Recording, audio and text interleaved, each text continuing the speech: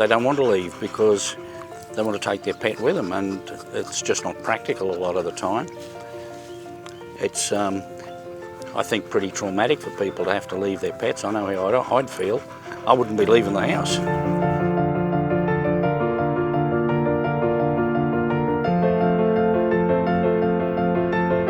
Not knowing what's going to happen with their pet, if they need to evacuate from their home, there's a real stress for the pet. Cairns Council are very good in identifying that this is an area that people need to consider and put into place their action plan, what's to happen for the pets.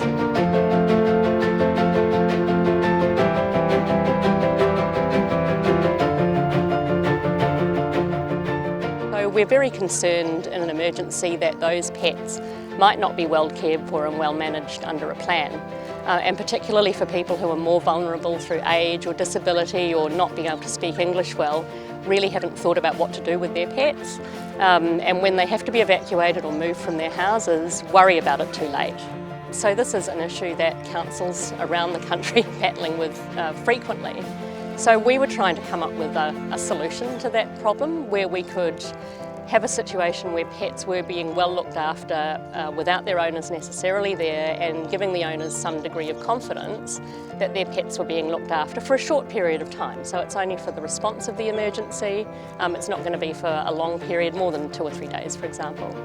Animal Care for Seniors at Home is a program that was developed by a lady who volunteered at one of the local refuges, and she was becoming more and more distressed by older persons having to bring their pet in and surrender them when they could no longer care for them adequately because of their health or infirmities. If Cairns is struck by a disaster where people need to be evacuated, we as a group provide a listing to Cairns Regional Council with our clients listed in priority order for evacuation, and we also have a list of our volunteers who are in a position to either foster or otherwise help out.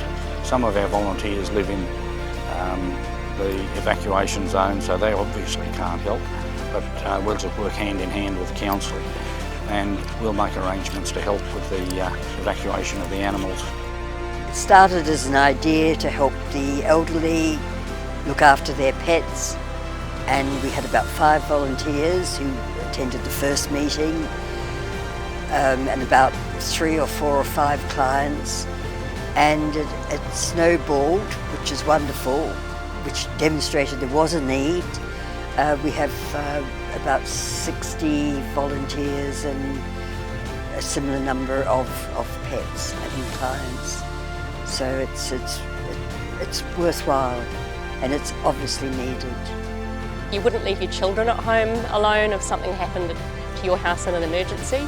You shouldn't do that to your pets as well. Your plan needs to include them for staying or going.